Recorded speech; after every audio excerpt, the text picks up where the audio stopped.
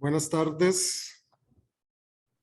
Estamos este día celebrando los 50 años del libro Los Límites del Crecimiento, una actividad organizada por la Escuela de Estudios Generales y la Asociación Costarricense de Filosofía. Y nuestro conferencista de hoy es Eduardo Ortiz, de quien voy a hacer una pequeña presentación. Eduard es licenciado en Filosofía de la Universidad de Costa Rica y máster en Demografía y Desarrollo de la Universidad Nacional Autónoma de Honduras. Ha sido profesor de Filosofía en la Universidad Teológica de América Central en San José, Costa Rica, y en el Seminario Diocesano de Tegucigalpa, Honduras. Fue asistente de monitoreo e investigación en el Observatorio de Migraciones Internacionales de la Facultad Latinoamericana de Ciencias Sociales en Honduras. Entre sus temas de investigación se encuentran ética ambiental, ética del desarrollo, migraciones y educación. Actualmente es profesor de teoría de la educación en la Cátedra de Filosofía de Filosofía de la Educación de la Universidad Estatal a Distancia, UNED, y docente de la sección de Filosofía y Pensamiento de la Escuela de Estudios Generales de la Universidad de Costa Rica. Bueno, Edward, entonces te damos la palabra para que realices tu exposición. Al final de la exposición hará una ronda de preguntas, consultas u opiniones en torno al tema. Bueno, bienvenidos todos y todas a esta conferencia. Gracias. Gracias, doctor. Antes de comenzar la presentación, me gustaría agradecer a la Universidad de Costa Rica, a la Escuela de Estudios Generales y también a la Asociación Costarricense de Filosofía por hacer posible esta conferencia, esta ponencia, cuyo título es Los límites del crecimiento 50 años después. No sé si se logra ver mi pantalla, ¿me dicen ustedes? Sí, se ve bien. Perfecto. Ok, entonces, para poner un poquito en contexto, esto que se llama los límites del crecimiento, tenemos que primero determinar los orígenes de este documento, de este informe tan importante en la historia de la ciencia, especialmente de las ciencias de la Tierra. ¿Qué es importante tener en cuenta entonces a la hora de hablar de los límites del crecimiento?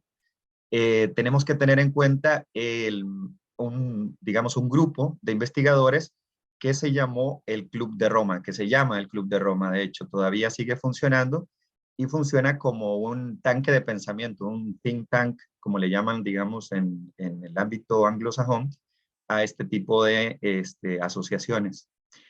¿En qué contexto surge entonces el Club de Roma? Bueno, en 1965, un industrial italiano llamado Aurelio Peccei conoce a un científico escocés, científico químico escocés, Alexander Kim, en una conferencia organizada por la Organización para la Cooperación y el Desarrollo Económico, lo que nosotros hoy llamamos OCDE. Bueno, el encuentro entre estos dos personajes fue fundamental, puesto que se dieron cuenta de que tenían proyectos y también, digamos, metas en común, y esas metas estaban ligadas a determinar, digamos, las causas digamos, el detrimento ambiental en general, digamos, y hasta qué punto la población estaba, digamos, agotando los recursos del planeta, ¿verdad? Entonces, así es como en 1968, tanto Alexander Kim como Peccei se reúnen en Europa y en torno a un objetivo en común, ¿verdad? Ese objetivo, junto con, obviamente, con un treintenar más o menos de científicos más de Europa, determinan que el objetivo de esta asociación llamada el Club de Roma va a ser desarrollar una perspectiva global y a largo plazo de los problemas que aquejan a la humanidad, ¿verdad? Un grupo de problemas globales entrelazados, ¿verdad? No solamente económicos, sino también políticos, ambientales y sociales. Y esa sigue siendo la meta, o digamos la misión fundamental del Club de Roma hasta hoy, desde su fundación, ¿verdad? En el 68. Entonces surge esta organización y luego vamos a conocer a otro personaje fundamental en los orígenes, digamos, del Club de Roma, que va a ser Jay Forrester. Jay Forrester es también un ingeniero y también científico estadounidense, profesor del MIT, que va a estar en esa conferencia del 68 y al finalizar la conferencia va a proponer una especie de esquema, un esquema informático para poder hacer mucho más clara, digamos, la misión del Club de Roma, ¿verdad? Lo que propone Forrester está dentro de sus ámbitos de investigación en teoría de dinámicas de sistema, ¿verdad? Que es bastante empleada ahora, digamos, en el ámbito de la informática. En ese sentido, Forrester propone 5 variables, digamos, o 5 factores que determinan los límites del crecimiento del planeta, según él lo menciona.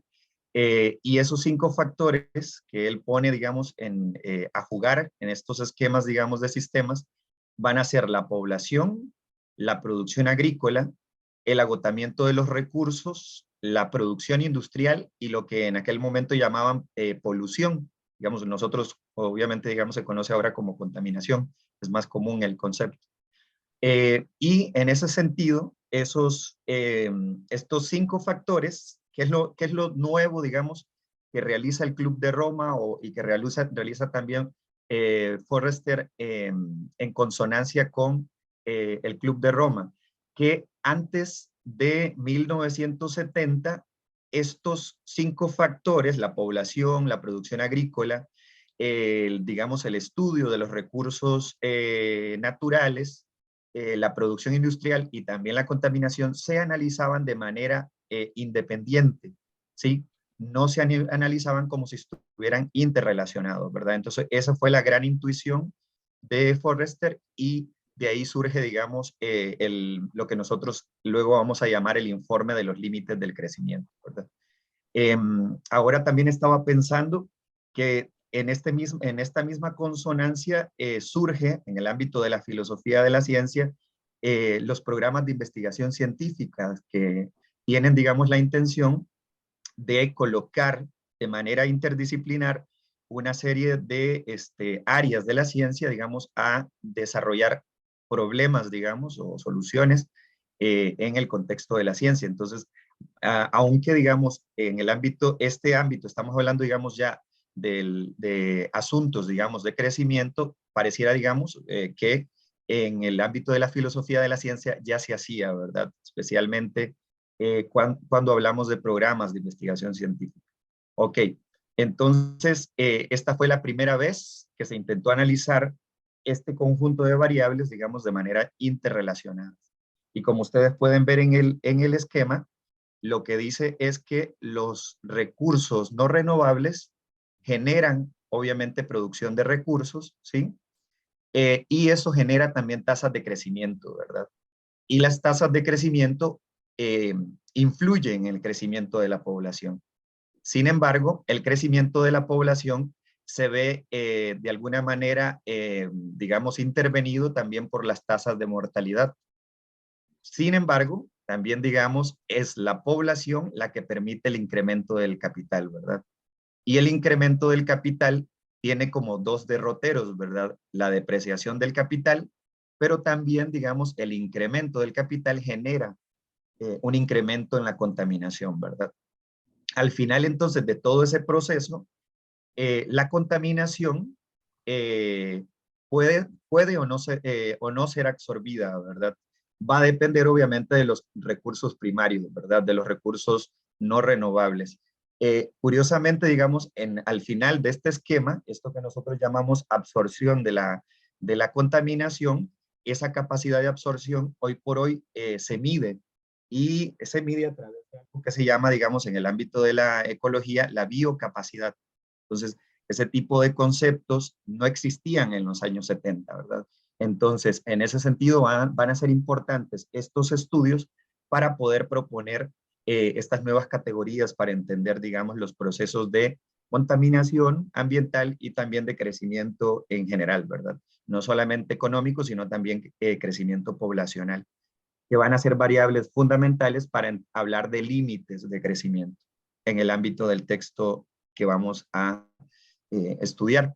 Ok, ¿quiénes estuvieron detrás de estas investigaciones desde el 70 más o menos, digamos, desde el 68 en el que se constituye el Club de Roma? En primer lugar, Forrester, ¿verdad? Porque él es el que propone o coloca la teoría de los sistemas para poder ser empleada en el grupo de investigación del Club de Roma. Ok, entonces luego también Forrester le deja el liderazgo a Dennis Middle y también a la esposa de Dennis Middle, que era Donella Middle. Donella Middle muere en los 90 más o menos. Sin embargo, Dennis Middle ha mencionado constantemente, digamos, que una pieza clave, no solamente del proceso de investigación, sino de la redacción del informe, fue Donella, tanto así, digamos, que la producción ya, digamos, es escriturística, digamos, la producción ya escrita, del documento escrito del Club de Roma, es fundamentalmente, digamos, escrito por Donella Middles, ¿verdad? Después de ellos tres tenemos también a Jürgen Randers, que este científico ambiental va a ser muy importante todavía, digamos, sigue trabajando fuertemente en temas, digamos, de ciencia ambiental, ciencia climática, y de hecho en el 2012 publicó este texto, 2052, A Global Forecast for the Next 40 Years. Este texto no es parte de las actualizaciones que ha tenido el informe del Club de Roma. Sin embargo, lo que hace es sistematizar el conocimiento que se tiene a nivel, digamos, interdisciplinar sobre las ciencias de la Tierra, y lo coloca, digamos, en proyección, ¿verdad? Hace proyecciones del 2012 a cuáles, digamos, serían las condiciones del planeta hacia el 2052 bajo ciertos panoramas, ¿verdad? Bajo ciertos escenarios. Y luego tenemos también a William Behrens. Este también es otro personaje importante, sin embargo, del que menos, digamos, se habla posterior a la publicación del texto de los límites del crecimiento. Ok, para avanzar un poquito más, aquí tenemos, digamos, los aspectos fundamentales después de la publicación del informe. Entre esos aspectos es que el primer gran informe del Club de Roma fue y sigue siendo los límites del crecimiento, ¿verdad? El texto que tenemos ahorita, digamos, en discusión. Fue tan importante, digamos, su publicación que es uno de los textos con mayor número de ventas a nivel mundial. No se logra, digamos, determinar la cantidad de publicaciones y de traducciones que tuvo. Sin embargo, en una entrevista hace unos años, Dennis Middle decían que eran más de 30 mil millones de copias, una cosa así. Entonces, este es un informe, digamos, o más bien, un libro que tuvo alto impacto, digamos, en la segunda mitad del siglo XX, ¿verdad? Incluso podría decirlo yo, por encima del texto de Carson, Primavera Silenciosa, ¿verdad? En ese sentido, porque Carson hablaba desde el contexto de Estados Unidos y obviamente las consecuencias del uso del DDT, de este tipo de pesticidas, no solamente en los insectos y obviamente, digamos, en la fauna, sino también en la salud de los seres humanos, ¿verdad? Entonces, ahora estamos hablando de un texto que tiene una escala o un ámbito global, ¿verdad? Como lo es los límites del crecimiento. Ok, el objetivo de los límites del crecimiento fue evaluar científicamente el impacto del comportamiento humano en el uso de los recursos del planeta, ¿verdad? Entonces, aquí lo que hizo el texto fue enfrentarse con la idea clásica de la economía, digamos, de la teoría económica, de que el crecimiento material y económico puede ser continuo e infinito, ¿verdad? Fue una de las primeras veces en las que se cuestionó esta tesis fundamental de la teoría económica clásica. Otro aspecto importante, y va a ser fundamental a la hora de leer el texto, y también, digamos, a la hora de que lean el texto los críticos del mismo, es fundamental saber que lo que hace el texto, los límites del conocimiento, del crecimiento, es colocar varios escenarios sobre qué sucedería en el planeta si consumimos, digamos, de tal o cual manera los recursos presentes, o si también permitimos un crecimiento poblacional de tal o cual forma, o permitimos el crecimiento industrial de tal o cual forma, ¿verdad? En ese sentido, no se trata de un texto que viene, digamos, a tratar de predecir de manera unívoca qué es lo que va a suceder con el futuro de la humanidad, sino que propone varios escenarios. Vamos a ver, de hecho, al menos 3 o 4 escenarios, si seguimos o mantenemos, digamos, el crecimiento que se mantenía desde la década de los 70. Entonces, aquí tenemos una de los primeros gráficos que tiene el texto. Es un gráfico que a mí me parece bastante hermoso para poder estudiarlo desde la ética, porque lo que hace es colocar en un espacio-tiempo cómo se mueven las intenciones humanas, ¿verdad? Cómo se mueve, digamos, nuestro comportamiento para con nosotros mismos, incluso también para con la naturaleza, ¿verdad? Y lo que mencionan los autores es que entre más cercano a nuestro núcleo familiar son nuestros problemas, más fácil, digamos, nos permite preocuparnos por ellos. Sin embargo, si entre más nos vamos alejando, digamos, nos alejamos hacia los vecinos, entonces es menos posible que nos preocupemos por esos problemas, y también si nos acercamos a una escala nación, va a ser mucho más difícil que nos preocupemos por tal o cual comportamiento, digamos, nuestro, y lo mismo, y no se diga obviamente a escala regional o a escala global, ¿verdad? Entre más nos alejamos del núcleo afectivo, se le puede llamar, entonces es mucho más difícil que nos preocupemos por tal o cual problema, ¿verdad? Y lo mismo sucede en términos de tiempo. Entre más cercano a nuestro tiempo, digamos, a nuestro presente, es tal o cual problema, es mucho más fácil que nos aqueje, que nos invoque a resolverlo, ¿verdad? Sin embargo, cuando estamos hablando ya a escala de generaciones, aquí de hecho, en los años 70 no se manejaba todavía el concepto de generaciones futuras, que es tan común, de hecho es un parte, digamos, de la jerga popular de la ética ambiental y también de los estudios los estudios climáticos y también, digamos, los estudios en ecología. Entonces, esto es interesante porque la escala lo que hace es decir eso, ¿verdad? Que las preocupaciones por las futuras generaciones deberían ser un hecho.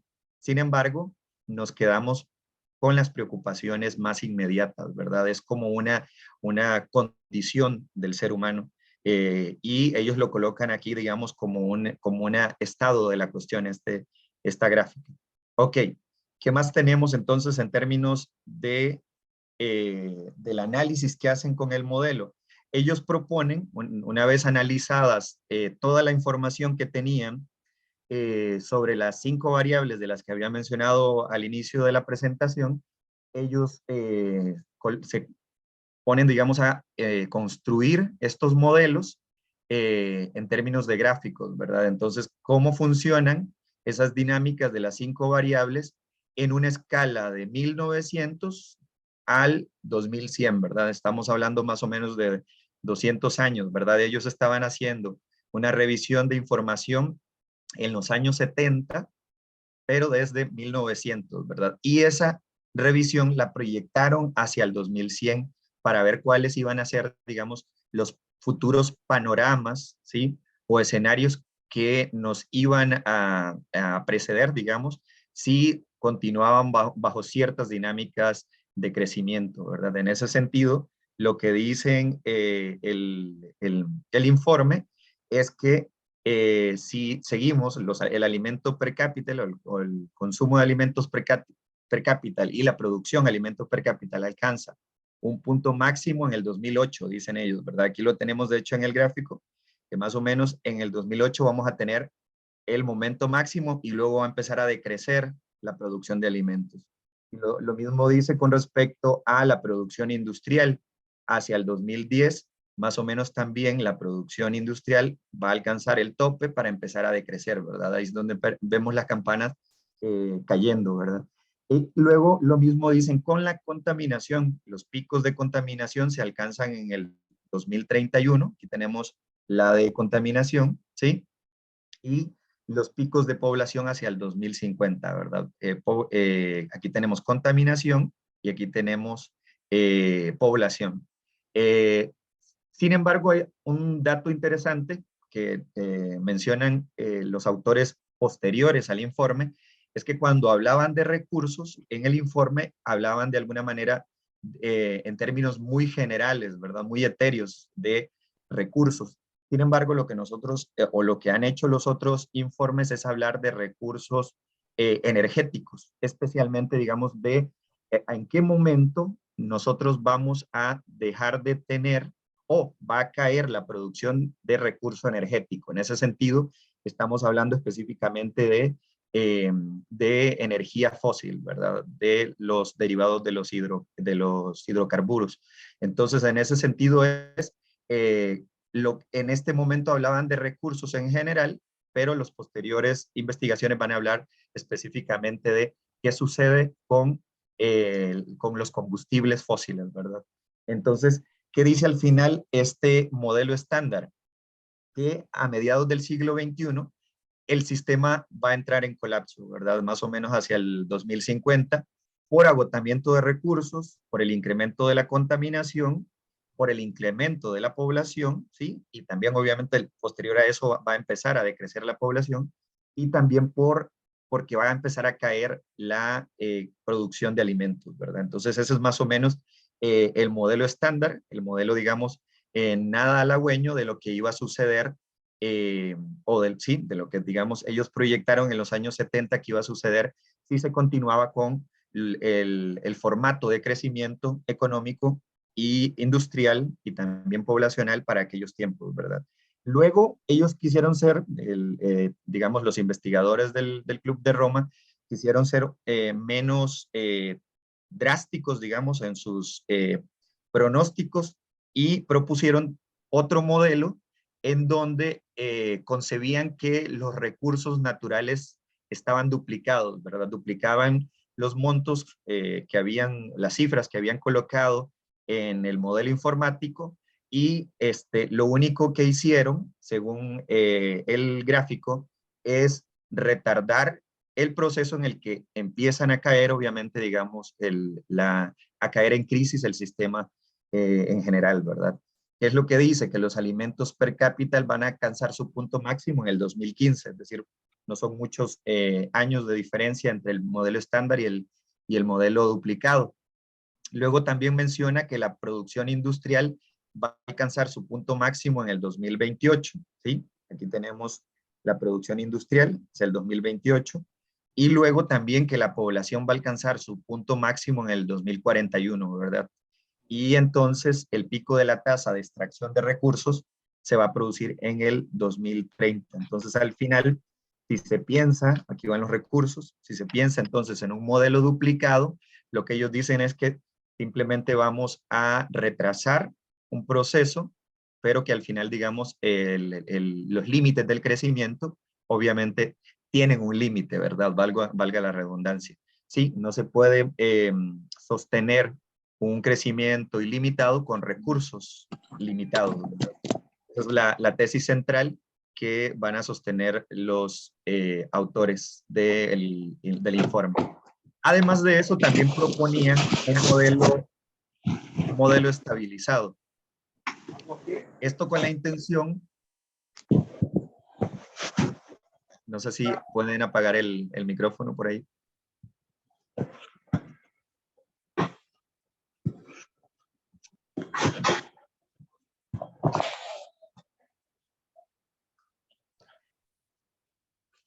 Ok, entonces el modelo estabilizado lo que buscaba era no solamente dar un escenario o escenarios, digamos, trágicos, sino también proponer un escenario en donde sí era posible la estabilización del sistema, ¿verdad? De crecimiento. Ellos lo que decían es que si si reducimos, perdón, el consumo de recursos, controlamos el crecimiento poblacional industrial, hacia mediados del siglo XX se lograría estabilizar eh, digamos, el colapso del sistema como lo habían pronosticado o lo habían, digamos, proyectado los modelos anteriores, ¿verdad? Los modelos con recursos estándar y con recursos duplicados, ¿verdad? Entonces, lo que dice aquí es que más o menos hacia mediados, si se hubiese logrado colocar políticas, digamos, que redujeran la contaminación, que redujeran, digamos, el crecimiento demográfico y que también controlaran el crecimiento industrial, eh, lograrían más o menos a mediados del siglo XXI estabilizar el sistema, ¿verdad? Desde el punto de vista de muchos autores, lo que dicen es que en realidad este fue el, eh, el modelo más romántico que propuso el informe, ¿verdad? En tanto y en cuanto nosotros lo podemos ver ahora, ¿verdad? Tal estabilización no se llegó a cabo y todavía lo seguimos viendo, digamos, con los las nuevas cumbres del cambio climático, tampoco, digamos, hemos logrado resolver este tipo de modelo estabilizador del sistema que habían de alguna manera propuesto los miembros del Club de Roma hacia los años 70. Ok, entonces lo que se tiene, digamos, como síntesis es que entonces no se puede hablar de estabilización del sistema eh, pensando en términos, digamos, de crecimiento, de un crecimiento estable, puesto que los recursos en algún momento, digamos, se agotan, ¿verdad? Incluso el recurso petróleo, digamos, en algún momento se va a agotar o va a ser mucho, va a encarecer los procesos de producción, lo cual obviamente, digamos, parte de la crisis energética que se vive, digamos, a nivel mundial, tiene que ver con este asunto de que digamos, el modelo estabilizador es el modelo, digamos, mucho más de alguna manera, digamos, menos certero de los que propusieron el Club de Roma en aquella década. Ok, entonces, ¿cuáles fueron? Solo voy a mencionar esos porque tengo poco tiempo. ¿Cuáles fueron entonces las críticas que recibieron el informe y también los científicos del Club de Roma? Bueno, según Giorgio Nebbia, que es un científico económico, un científico italiano que ahorita está también trabajando de cerca del Club de Roma, trabaja de hecho en el último informe, que es de hecho la actualización, ya yo creo que incluso ya se publicó hace unos meses la actualización del informe de los límites del crecimiento que se llama Limits and Beyond, eh, los límites y más allá, ¿verdad? Es un texto que lo que hace es actualizar, después de 3 actualizaciones previas, el texto de los límites del crecimiento de los años 70. Entonces, lo que hacen estas actualizaciones es, obviamente, tomar los datos actualizados y revisar, digamos, si esas proyecciones de los años 70 han sido correctas, es ajustar esas proyecciones e incluso introducir variables para volver mucho más claras, digamos, las proyecciones que realiza la investigación, ¿verdad? O el documento final. Pero entonces lo que dice Nebbia es que hacia los años 70 hubo 4 flancos de ataque hacia, hacia el informe de los límites del crecimiento.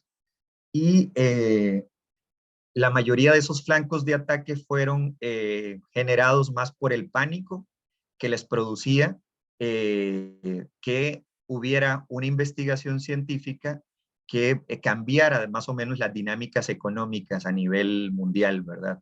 Y vamos a ver que también hay uno que tiene que ver con el crecimiento demográfico y en ese sentido, digamos, estamos refiriéndonos también, digamos, a un debate moral, ¿verdad? Que fue de alguna manera protagonizado por opiniones, digamos, de parte del discurso católico, ¿verdad? Entonces, primero había una crítica al informe de parte de aquellas personas que sentían amenazados sus negocios económicos, industriales, ¿verdad? Luego también de parte de economistas, voy a desarrollarlo un poquito más adelante, van a referirse al informe y también, digamos, a los científicos detrás del Club de Roma como neomalthusianos. Entonces, esa va a ser, digamos, una de las falacias ad hominem que van a recibir y también una crítica detrás, ¿verdad? También van a haber economistas libertarios en contra del texto y, como les mencionaba, también la Iglesia Católica, ¿verdad? La molestia mayor de parte del discurso católico fue porque la Iglesia concebía que el informe criticaba que el problema, digamos, los problemas globales tenían que ver con la superpoblación, ¿verdad? Y ahí vamos a ver cómo este fenómeno, digamos, está ligado con un discurso en favor, digamos, de la natalidad de parte de la Iglesia y que se ha mantenido a lo largo de la, digamos, de la constitución básica, de hecho, de la doctrina, digamos, católica. Y luego tenemos de parte de la política, de los políticos de izquierda, van a decir que es una especie de mafia, digamos, el Club de Roma, en contra de las ideas que, digamos, la izquierda proponía sobre estos paraísos proletarios, ¿verdad? Entonces, que de alguna manera era una estafa de parte de las clases dominantes que engañan a los trabajadores haciéndoles creer que el paraíso proletario no era más que una meta práctica. Esto lo estoy diciendo textual del texto de Nevia, referido, digamos, en Bardi 2015, y digamos al final tengo las referencias.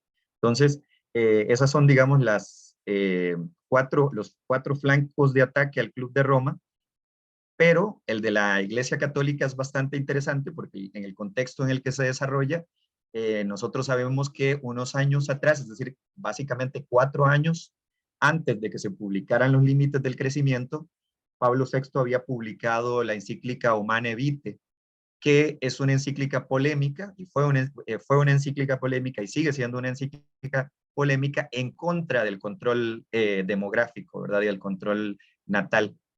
Y es el documento por excelencia donde la Iglesia se coloca en contra de los métodos artificiales, entre comillas, digamos, de anticoncepción, ¿verdad? Entonces, los únicos métodos permitidos son los métodos naturales, ¿verdad?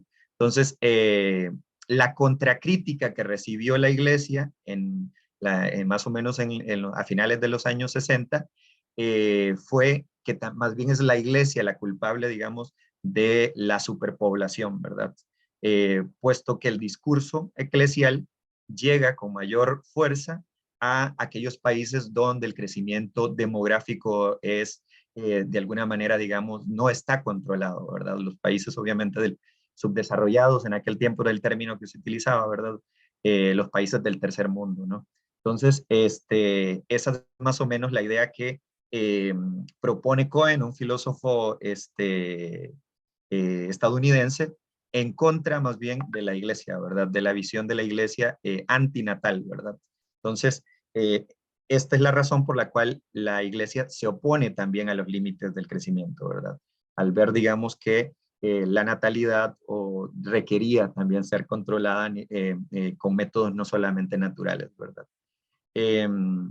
Aquí hay un dato muy importante que este aspecto, el de la natalidad, también va a tener voces de la izquierda, no solamente de la izquierda latinoamericana, sino en general, en contra de los límites del crecimiento, porque estas voces de la izquierda lo que van a decir es que pareciera que se culpan a los pobres de las altas tasas demográficas, ¿verdad? Entonces pareciera que estamos culpando a los pobres de los problemas, digamos, del planeta en los años 70. Ok, luego la crítica económica que les había mencionado, la primera, digamos, era mencionar que el Club de Roma eran neomalthusianos, ¿sí? ¿Y qué significaba eso?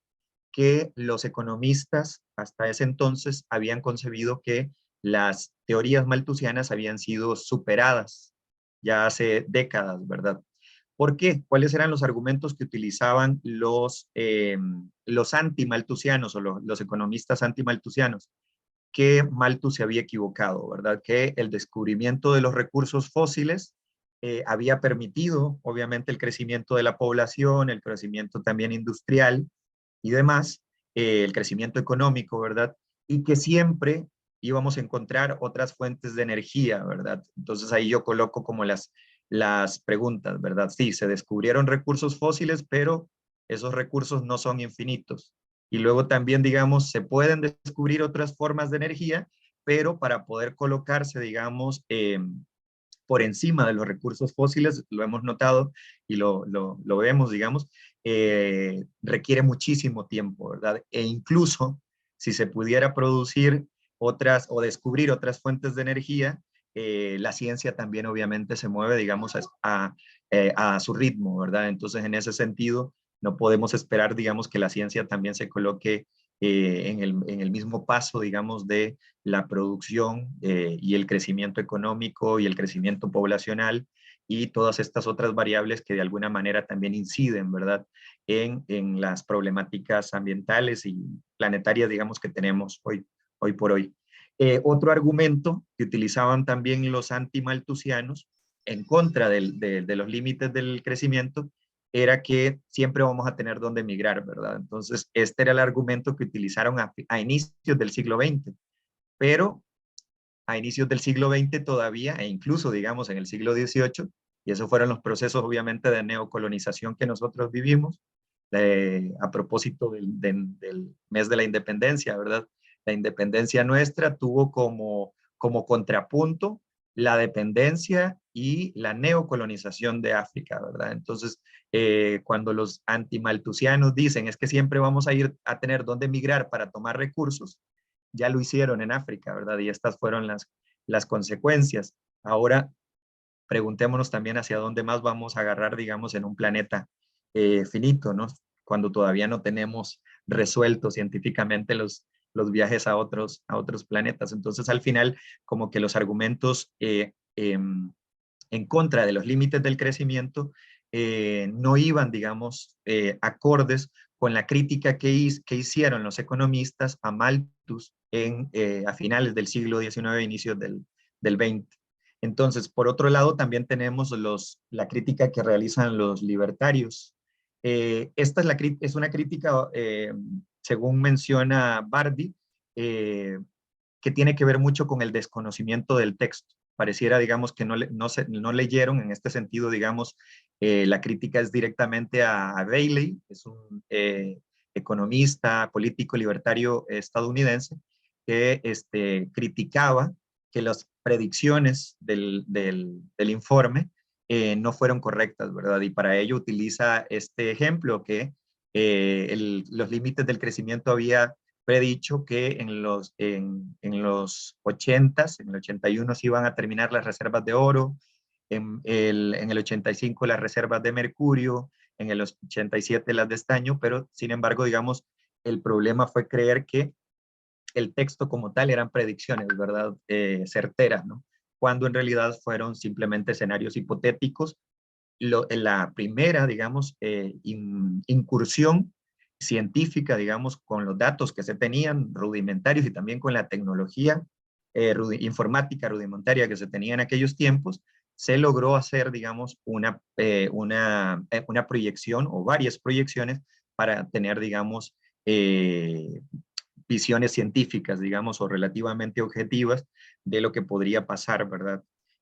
Bajo ciertos panoramas en el contexto, digamos, del crecimiento y de los límites que el mismo planeta impone, ¿verdad? Entonces, luego tenemos otras críticas que son ya, digamos, más ligadas al ámbito político, sensacionalista.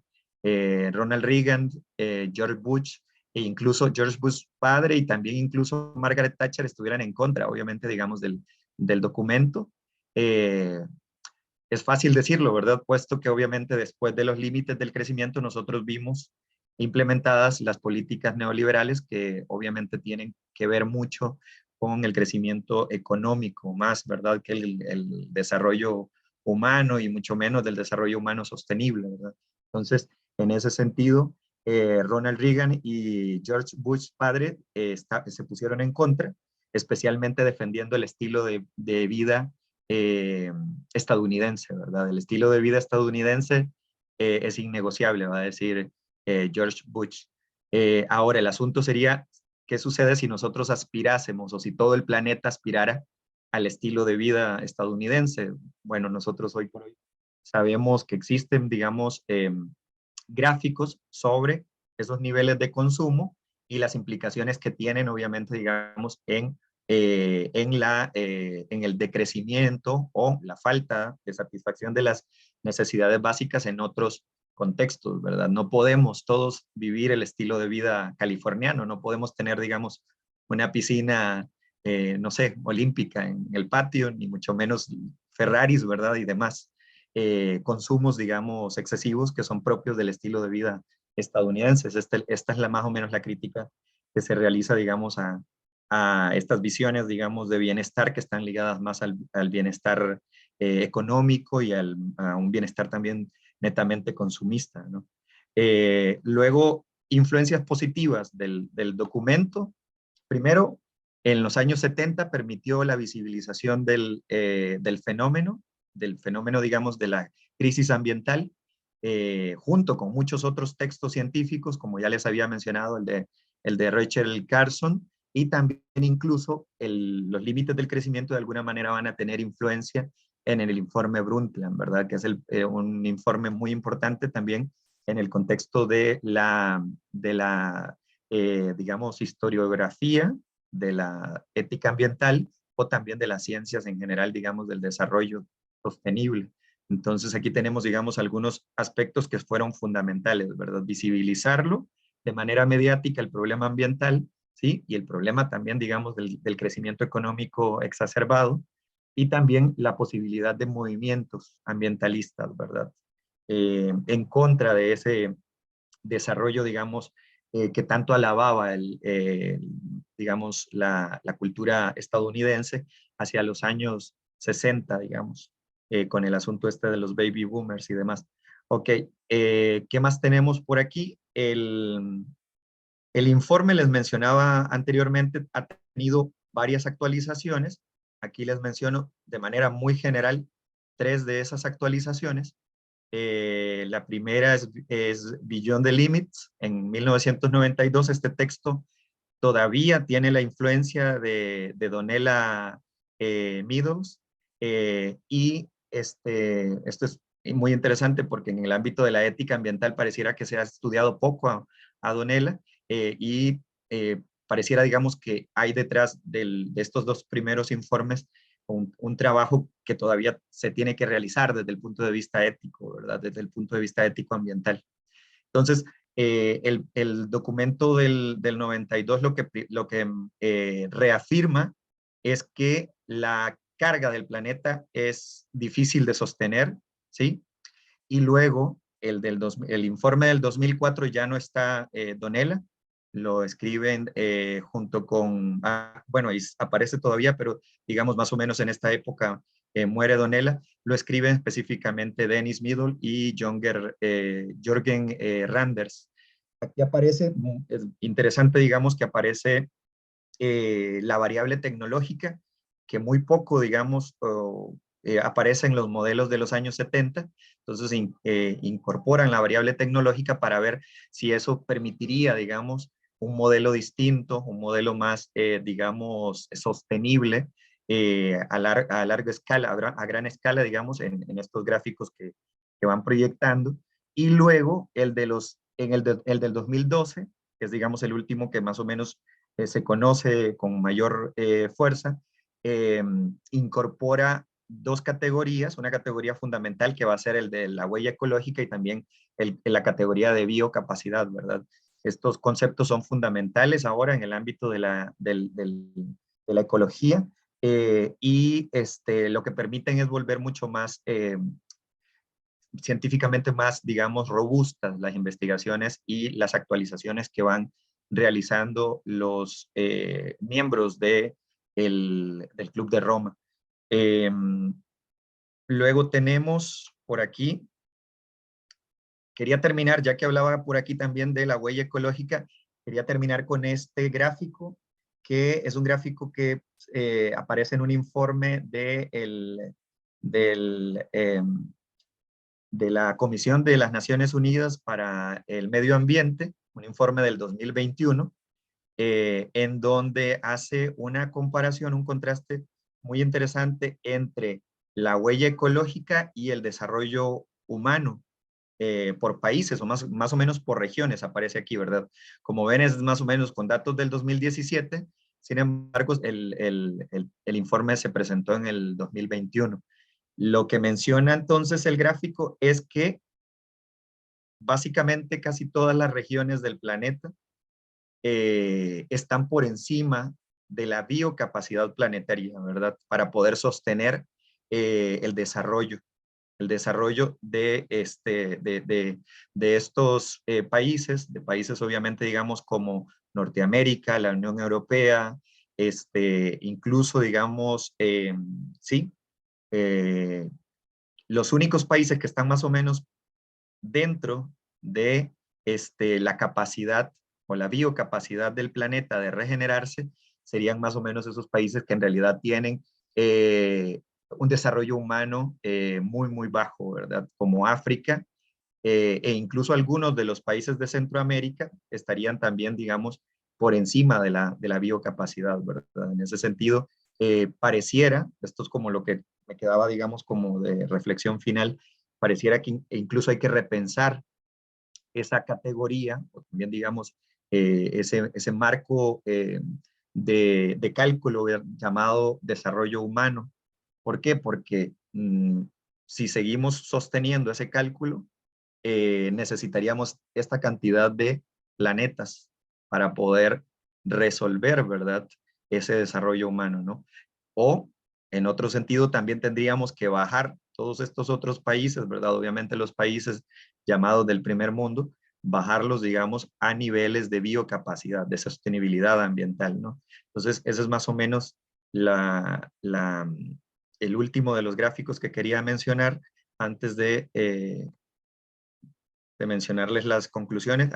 Con respecto a este gráfico, intenté buscar, digamos, como una desagregación por países de Centroamérica y del Caribe. Sin embargo, en el informe no aparecen. Entonces, la única forma de poder determinarlo sería buscar las bases de datos de donde surgió el gráfico para saber, digamos, qué países de Centroamérica y el Caribe están por encima de la biocapacidad planetaria, ¿verdad? Y qué países no.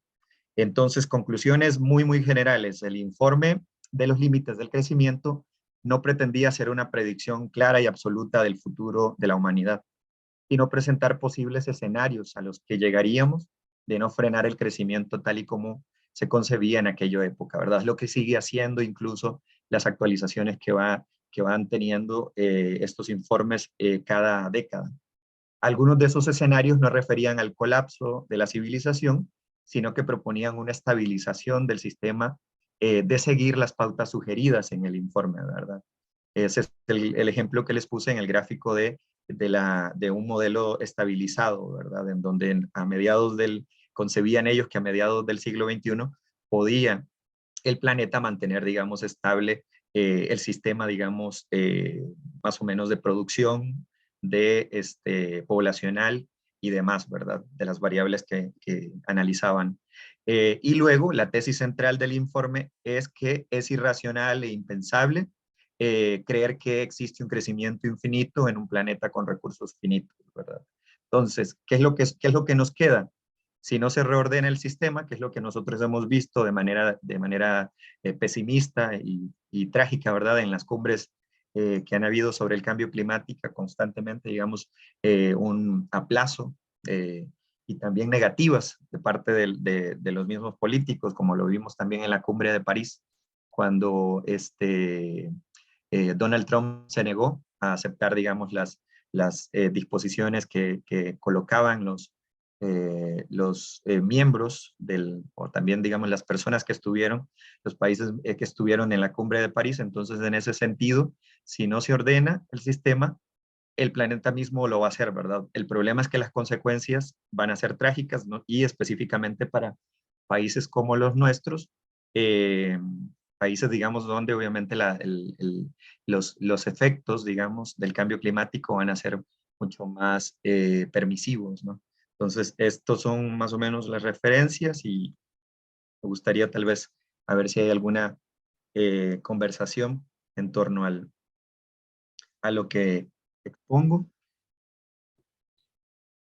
Bueno, Edward, muchas gracias por tu exposición. Sí, ha tenido una ubicación, un contexto, un desarrollo de la ciudad del texto, ha ido más allá del texto, ¿verdad? Ya has hecho otros vínculos interesantes. Entonces, vamos a la parte de preguntas o consultas.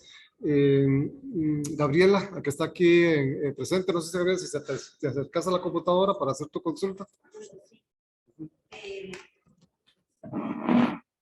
Porque el micrófono está ahí en la computadora. Sí, el micrófono está conectado. Vamos a ver si está. Ah, bueno. Es que no sé, yo creo que se desconectó. Entonces, sí, Sí. sí me escucha. Sí, yo creo que sí, ahí te escucho. Sí me escucha. Bueno, primero darle las gracias, me parece una exposición interesantísima. Y el texto me parece de una gran visión, por supuesto.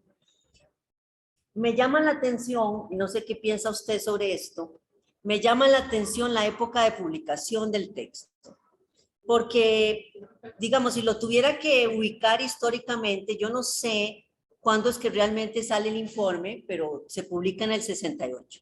El 68 es una época demasiado, digamos, convulsa históricamente. Entonces, hay una corriente desde el movimiento hippie hasta el movimiento de París del 68, en México del 68, la revolución cultural en China en 1966. Es decir, hay todo un movimiento mundial, tanto de Europa occidental como en América, como en Asia, estoy nombrando China, en contra del modelo económico y de la consolidación que está teniendo Estados Unidos a nivel mundial y su modelo burgués. Entonces hay un movimiento antiburgués. Entonces me llama mucho la atención que estos pensadores estadounidenses, pues no son los primeros. Dentro de Estados Unidos hay movimientos críticos muy importantes.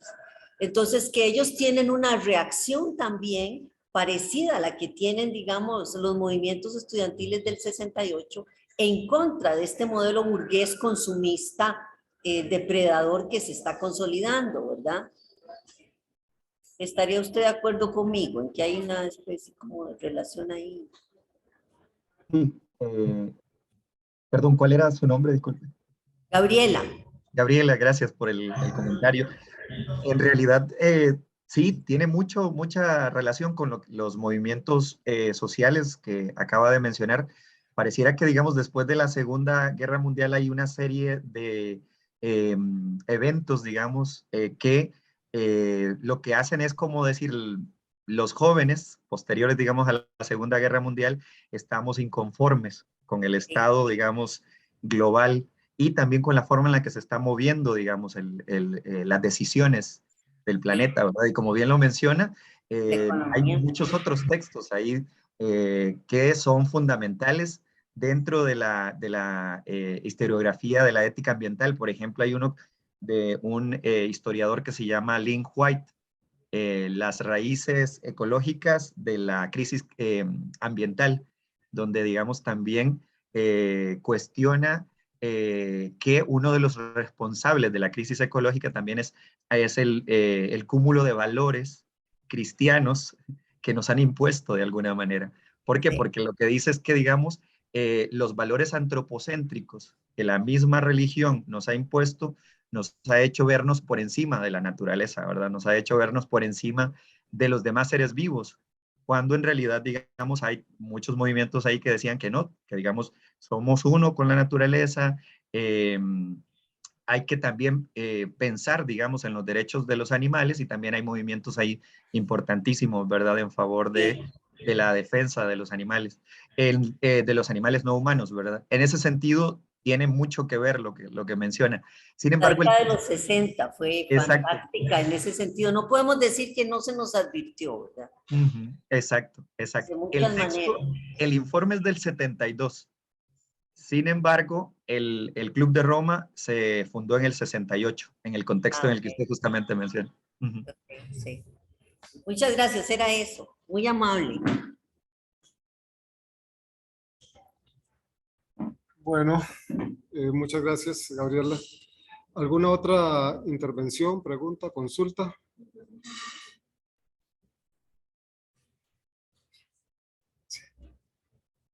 Sí, bueno, Edward, es muy interesante la crítica a de la Iglesia Católica y demás. Estoy pensando en el texto este de los esposos Ehrlich, que tienen una fórmula que dice que el impacto sobre la naturaleza sería el producto de la tecnología por el consumo por la población. Ellos no tienen aquí como el elemento de producción, ¿verdad? De recursos. Igual que ellos, uno podría sacar unos escenarios, ¿verdad? El peor escenario es tecnologías destructivas, consumo excesivo y crecimiento de la población exponencial, ¿verdad? Eso los llevaría a la crisis total. Y uno podría decir, bueno, podríamos mejorar el consumo,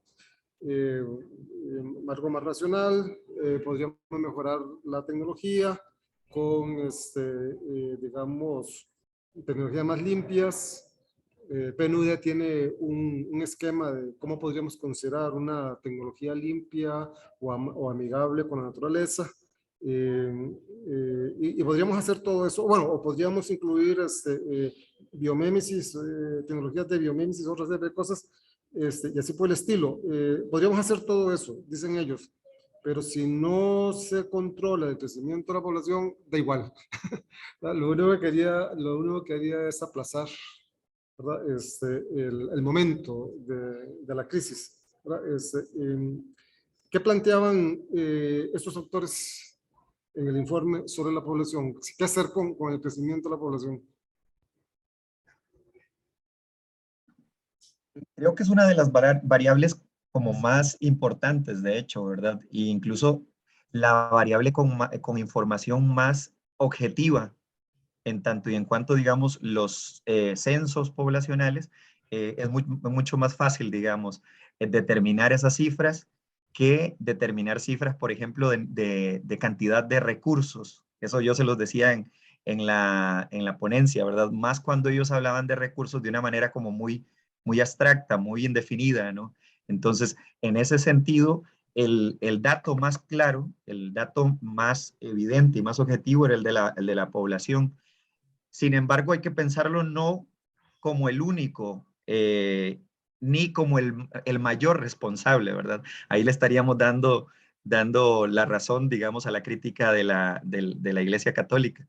Ellos lo que dicen y lo que proponen es que en realidad son todos los factores, esos 5 factores, confluyendo los que han llevado, digamos, a la situación, digamos, en la que podíamos hacia el mediados del siglo XXI, íbamos a terminar, ¿verdad? Entonces, en ese sentido, la población es el factor más fácil de determinar, incluso más fácil de determinar que la contaminación, que la cantidad de recursos, y por eso ellos lo que hicieron, digamos, es proponer un modelo en donde, considerando que especularon con una cantidad de recursos, doblemos los recursos para poder ver si es posible, ¿verdad?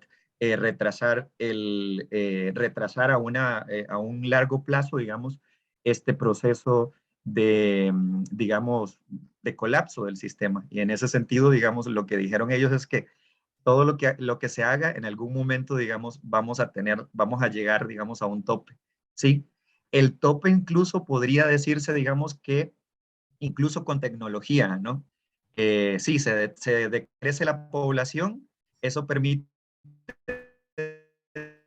digamos, que tengamos un poco de recursos, tecnologías van a ser empleadas para poder seguir subsistiendo en el planeta y no para todo lo contrario, ¿verdad? Que en realidad nosotros sabemos que también sucede tal vez mucho más rápido de lo que más bien los modelos del Club de Roma proponen. Entonces, en ese sentido, como lo que te mencionaba era que no es un único, no una única variable, sino esas 5, y no solo eso, tecnológicos, a los avances también, obviamente, digamos, en informática, han ido, digamos, incorporando. Entonces, al final no es un discurso en contra de la población, o es lo que tal vez ellos promulgan, ¿verdad? No es un discurso antinatalista, sino un discurso en favor, digamos, de información objetiva, científicamente objetiva, sobre proyecciones de la capacidad del planeta, ¿verdad? A mediano plazo, a largo plazo, ¿no? Entonces, en ese sentido es lo que te podría decir. Uh-huh. Sí, muy bien, gracias. Bueno, ¿alguna otra pregunta o comentario? No se te escucha, Janet. ¿Tienes pagado el...? No, todavía Oye, no. ahí Sí. ya. Ahora Ahí sí. sí. Ok, bueno, a mí me parece, por supuesto, muy interesante esta temática bastante contemporánea y, bueno, como decimos nosotros desde la mitología, que exista alguna esperanza y que se eduque para esa esperanza de que podamos sobrevivir ante las tragedias que hemos visto ya a nivel climático y todo esto. Y por supuesto que me parece muy interesante este análisis que hace el colega, y se me ocurrió que ahora que estamos en ACOFI, nosotros comentando también la importancia de la enseñanza de la filosofía, algo que hemos percibido y precisamente lo comentaba con algún colega por ahí, es que hay un predominio en la enseñanza de la filosofía en nuestro ambiente de las instituciones educativas a nivel, por ejemplo, de la secundaria, en donde aparentemente hay una tendencia a cerrar el pensamiento crítico de la filosofía hacia todos estos aspectos tan importantes. Y precisamente hablaba con ese colega rápidamente, de pronto, sobre la educación en secundaria en este momento y la importancia que se le ha dado a la filosofía.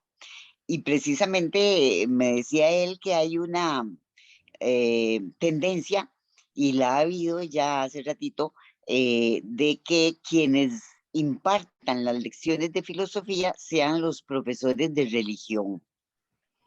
Lo cual me lleva precisamente a analizar esta misma problemática que ha comentado el compañero. ¿Cómo hacer para que la filosofía no se esté ligando a la religión necesariamente y esté un poco bloqueando la tendencia al pensamiento crítico?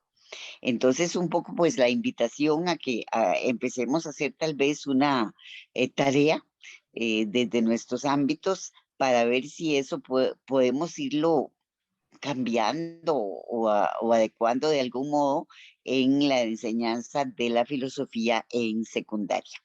Gracias.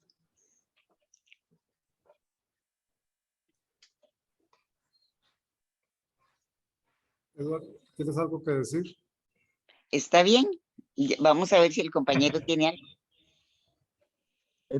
algo. Quizá, digamos, algo interesante es que mencionas el término esperanza, y el término Claro, esperanza está muy ligado, digamos, al cúmulo de valores religiosos, digamos, que están detrás de nuestra cultura, digamos, detrás de nuestra idiosincrasia occidental.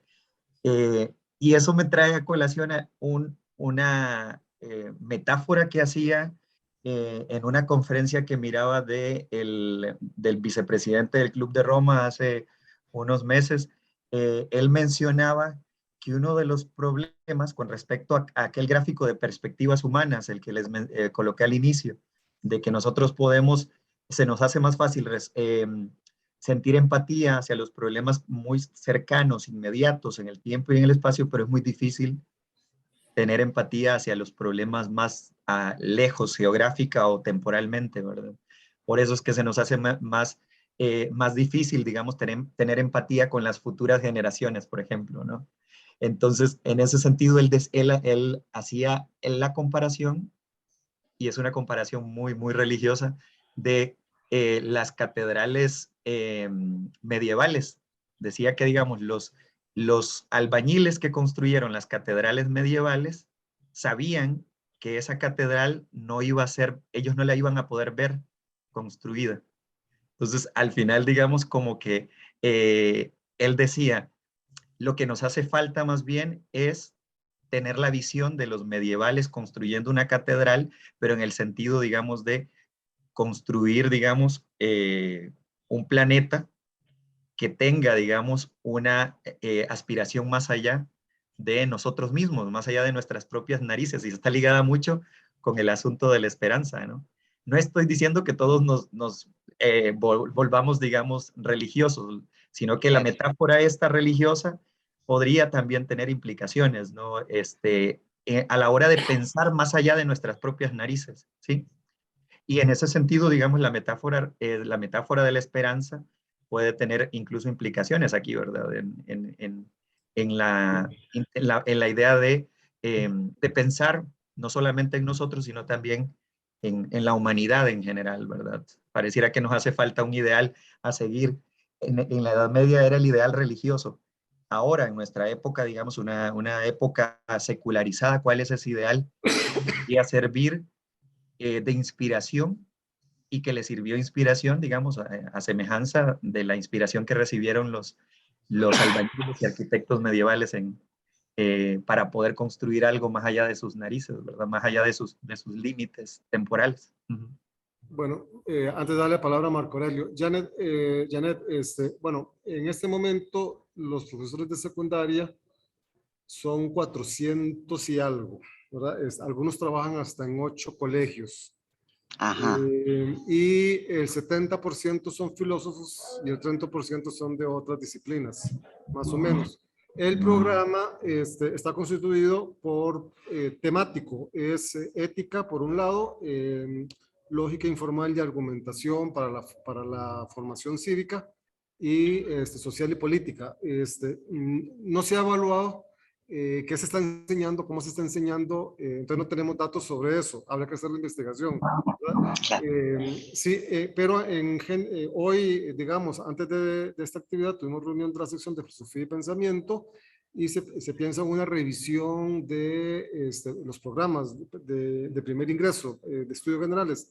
Y uno de los temas que está presente es el problema ambiental y los asuntos de la ecología. Entonces, hay que repensarlo, ¿verdad? No, y en eso tiene mucha razón y por eso son estas actividades, porque tenemos que repensar la acción de la filosofía. Además, ya habíamos hecho una evaluación en el 2007 que se publicó sobre algunos contenidos de los programas y a los estudiantes de secundaria y de universidad no les gustan los programas históricos, ¿verdad? Les gustan los programas sobre problemas, ¿verdad? Entonces, ese es otro elemento a considerar. Sí, gracias. Sí, Marco. Yo creo que podemos cerrar con Marco, ¿verdad? Porque no sé si Erika tiene algún problema con la hora. Tranquilo, Álvaro. Ok, está bien. Bueno, Marco. Creo que ya no está en la Se fue. ajá, en la La sesión. comunicación. A ver, sí, ya no está. Bueno, no sé si hay alguna otra intervención.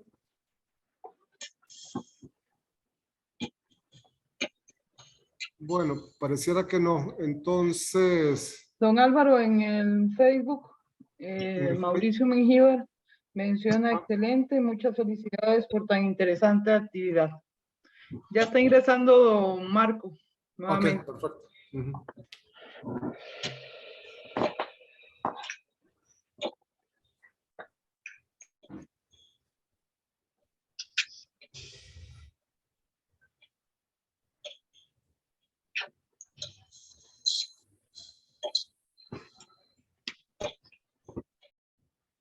Sí, Marco, tiene la palabra. Sí, muy buenas tardes. Muchísimas gracias, profesor Álvaro. Lo que pasa es que he tenido problemas de conexión en los últimos 15 minutos y he salido y he vuelto a ingresar a la reunión. Así que mis disculpas por estos inconvenientes técnicos. En primer orden, quiero felicitar a la exposición del profesor Ortiz. Bueno, quiero presentarme. Yo soy Marco Aurelio Peña, soy miembro de la Asociación Centroamericana de Filosofía y soy economista y mi especialidad precisamente es desarrollo económico, aunque sí me interesa en sumo grado el desarrollo sostenible. Yo solamente quiero comentar rápidamente dejar planteado, ¿no?, una preocupación que a mí me llama enormemente la atención, porque dichosamente hoy sí contemplamos en los planes de estudio, o se contemplan en los planes de estudios, al menos en el que yo recibí, economía ambiental y también en derecho, que es mi primer carrera, derecho ambiental, y atribuyo estas subdisciplinas a una influencia directa del informe que nos expuso el profesor Ortiz, los límites del crecimiento, para centrar nuestra preocupación en esa tesis central del crecimiento infinito en un planeta con recursos finitos. De hecho, cuando nosotros estudiamos economía, existe un problema económico partiendo de que las necesidades, los deseos y las preferencias de los individuos son ilimitados. En cambio, los recursos disponibles son limitados. En consecuencia, la tesis central del informe va de la mano o es consistente con lo que nosotros repetimos académicamente, es el fundamento de un problema económico, es decir, el fundamento epistemológico. Entonces, por esa parte, es consistente. Sin embargo, el problema luego se va complejizando cuando confrontamos la tesis del limitar el crecimiento versus el paradigma del crecimiento. En su momento, Malthus fue inclusive menospreciado por el propio Carlos Marx, un referente, ¿verdad?, para la izquierda mundial, a tal punto que Marx lo llamó economista vulgar y dijo frases fuertes como que Malthus era la expresión económica del dogma religioso. Y el mismo Marx dice que la revolución industrial en el siglo XIX había negado las predicciones malthusianas sobre la progresión geométrica, ¿verdad?, de la población y la progresión aritmética de los recursos a disposición y de los medios de ocupación. Y por esa parte se creyó que Malthus estaba superado hasta que este informe de los límites del crecimiento volvió a poner en boga, ¿no?, a Malthus y las nuevas tesis con fundamentación científica. Finalmente, yo recuerdo a un autor francés, Latouche, que habla sobre la teoría del decrecimiento, ¿verdad? Y con esto voy a cerrar. Y eso viene a dejar planteada, ¿no?, esta propuesta de limitar el crecimiento o de crecer en favor de lo que hoy llamamos desarrollo sostenible o sostenibilidad ambiental, que también estamos buscando cómo medirlo, pues hasta se habla de un PIB verde, versus ese paradigma clásico y neoclásico de crecimiento que sigue siendo un medio necesario, mas no suficiente para el desarrollo. Porque para repartir la tarta de pastel, principalmente para luchar contra desigualdad social y pobreza, requerimos de que haya pastel y de que el pastel siga aumentando para que los trozos de tarta, al distribuirlos y redistribuirlos, pues cada individuo que participe en el ingreso, en la producción nacional, también participe en el ingreso nacional. Entonces, ahí es donde está planteada, digamos, el gran desafío, principalmente para los países con bajos niveles de crecimiento, que también determinan bajos niveles de calidad de vida. Muchísimas gracias por este evento. Sí, gracias, Marco. Edward. Sí, de hecho lo que mencionas, Marco, tiene que ver mucho con el último gráfico que coloqué, ¿verdad? Y que lo coloqué más o menos como una especie de disyuntiva, que es lo que tenemos que hacer con respecto a esas categorías y también, digamos, esas formas de analizar, digamos, el desarrollo desde los años 70, 80, las propuestas de Amartya Sen y de Martha Nussbaum, ¿verdad? El asunto está aquí, ese es el meollo del asunto. Aquí lo voy a proyectar nuevamente. Tenemos que decrecerlo, decís vos, ¿no? Pero ¿quiénes son los que tienen que decrecer? Si nosotros ya, por ejemplo, nuestros países ya están en condiciones obviamente precarias de desarrollo humano, ¿no? Los que tendrían que ajustarse, digamos, a los limitados recursos del planeta son todos estos de aquí, todas estas, digamos, regiones que están por encima, tienen, digamos, niveles demasiado altos de desarrollo, puesto que obviamente, digamos, ya el planeta no nos alcanza para sostener esto, ¿verdad?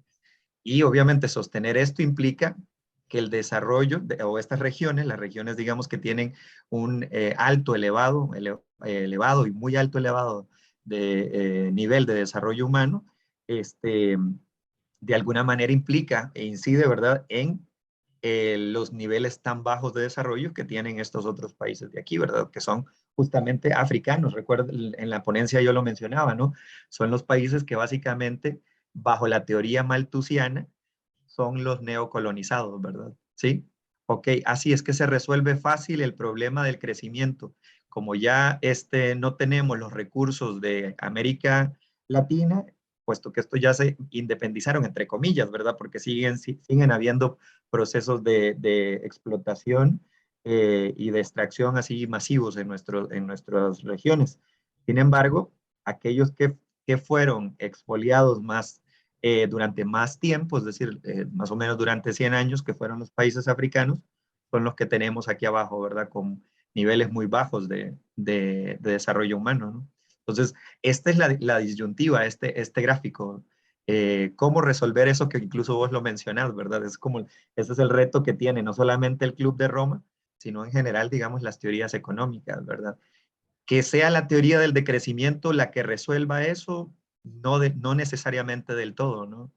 O a no ser que si se aplica, digamos, de manera diferenciada, ¿no? Si se aplica de manera diferenciada, porque ¿y qué más vamos a poder decrecer en regiones como las nuestras, ¿no? Eso es más o menos un comentario que tenía a lo que vos mencionaste. Gracias, Edward. Gracias. Bueno, yo creo que podemos concluir aquí esta actividad. Ha sido una retroalimentación bastante buena.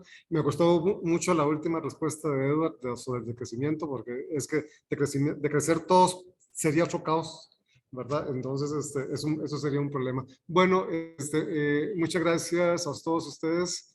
Edward, gracias por tu genial conferencia y tendremos otras actividades organizadas entre la sección de Filosofía y Pensamiento de la Escuela de Estudios Generales y la Asociación Costarricense de Filosofía, que ya estaremos comunicando. Va a haber actividades sobre el